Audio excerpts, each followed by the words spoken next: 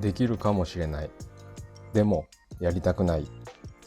そう思った瞬間、長く続いていた迷いがすっと消えました。でもそこに至るまでは長い時間がありました。仕事に大きな不満はない。でもこのままでいいのかわからない。もし今そんな違和感を抱えているのなら、今日の話はあなたのためのものです。大きな不満はなかった。でもこのままだとダメになる気がした。そんな正体のわからない違和感を抱えながら、私は何年も順調な会社員を演じてきました。こんにちは、ブルーカーブです。今日は私が約10年勤めた会社を次の仕事を決めずに辞めた話をしたいと思います。この動画は退職を進めるためのものではありません。ただ自分がどう考え、どう決断し、キャリアブレイク中の今何を感じているのか、その記録を正直に残そうと思います。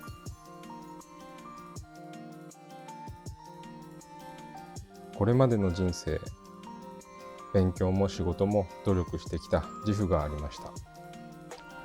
周りから見れば多分順調な生活だったと思います。給料は悪くなかったし、生活も安定していました。それでもこのまま仕事を続けていいのかという違和感だけは消えなかったんですよね。みんな我慢して働いてるんだから贅沢を言うな。そうやって自分を納得させようとしました。でもどうしてもごまかせなかったんです。むしろ年々違和感は強くなっていきました。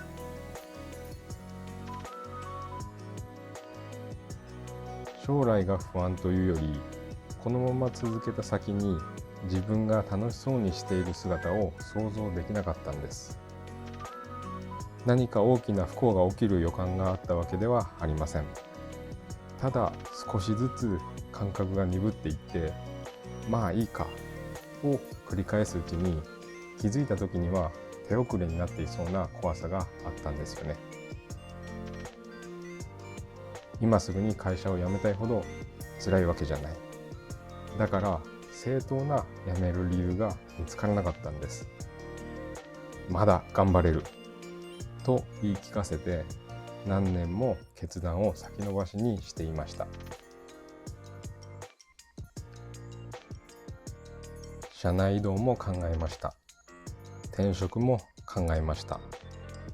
静かな退職という選択肢も頭の中にはあったんです。でもどれも決定打にならなかったんですよね。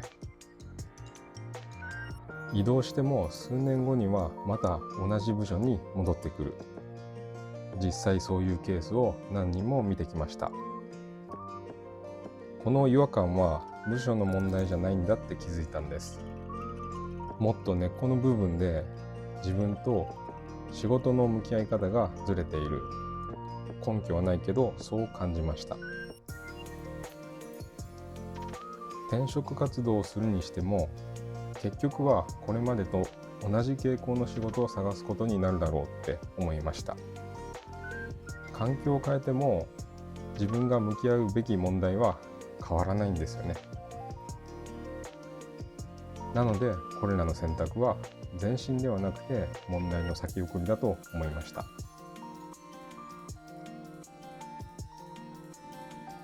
簡単に仕事を辞める決断ができたわけではなかったんです。一番ブレーキになっていたのはサンクコストでした。受験勉強をして大学に入り、大学院まで進んで研究をして、就職活動で苦労してようやく入った会社だったんです。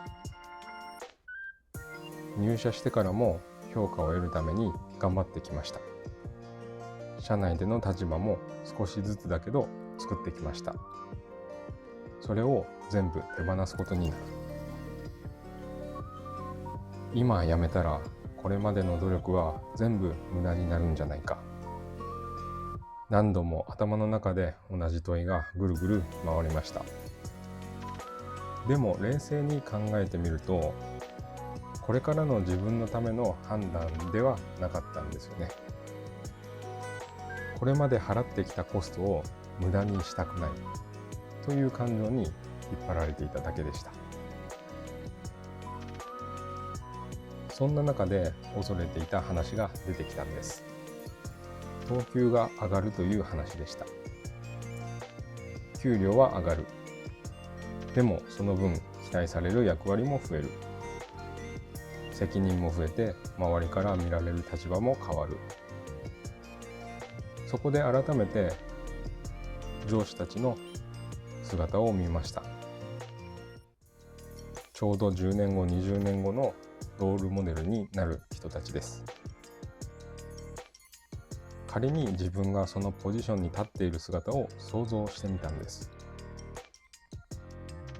そこで出てきたのが、できるかもしれない。でも、やりたくない。その瞬間、迷いが消えました。どうすれば正解かではなくて、どこまでなら自分を裏切られずにいれるかという問いに変わったんです。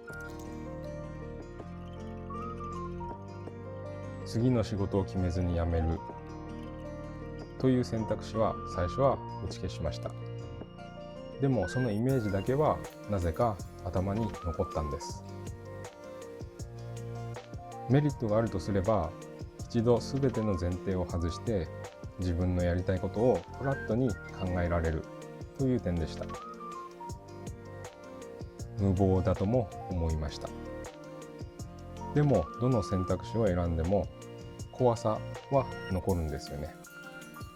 だったら一番自分が納得できるものを選ぼうと思いました。私は会社を辞めると決めた。そう声を出した瞬間、自然と涙があふれました。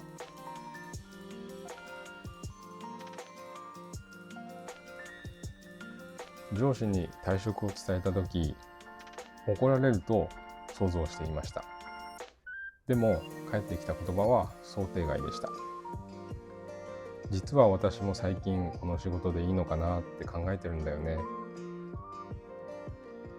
その他同僚の中にも正直な声を聞かせてくれる人がいました。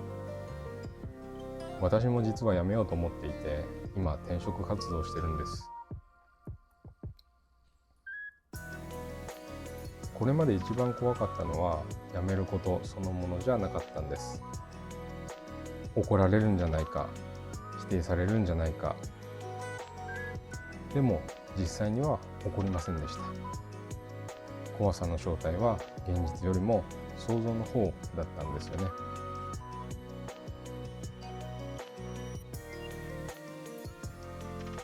今私の目の前にある現実は、かつての自分が想像した順調な未来とは似ても似つかないです。毎月通帳の残高が確実に減っていきます。組織という守りから外れて、自分がいなくても回り続ける世界。でも実際には貯金は想定通り減っているだけで、生活が破綻する気配は今のところはなくて、世間体も拍子抜けするほど誰も気にしていませんでした。崖だと思っていた場所は崖じゃなかったんです。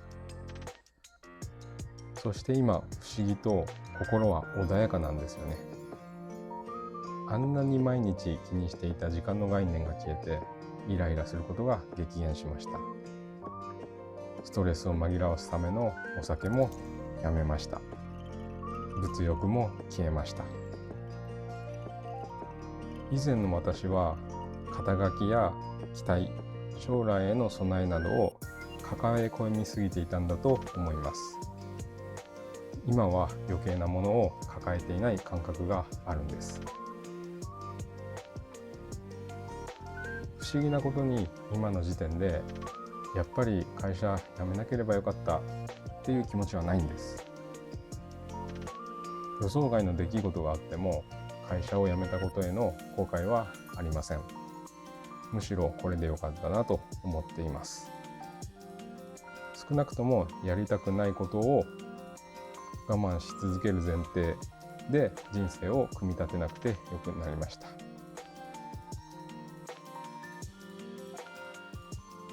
これは退職を進める話ではありません。ただ自分はこう考えて、こう行動して、こう感じたという記録です。常識的、効率的に生きることが正しいと思い込んできました。でもその果てに何も感じない自分がいたんです。だから怖くても感じながら生きる方へ舵を切りました。振り返ってみると、あれは逃げというより自分の感覚をこれ以上無視しないための選択だったんだと思います。もしあなたも今正体のわからない違和感と戦っているのなら、一度だけその声を聞いてみてください。この話の文章版をノートに置いています。社内移動、静かな退職、転職、サンクコスト、会社への伝え方まで全て書きました。概要欄のリンクから読めます。最後まで見ていただきましてありがとうございました。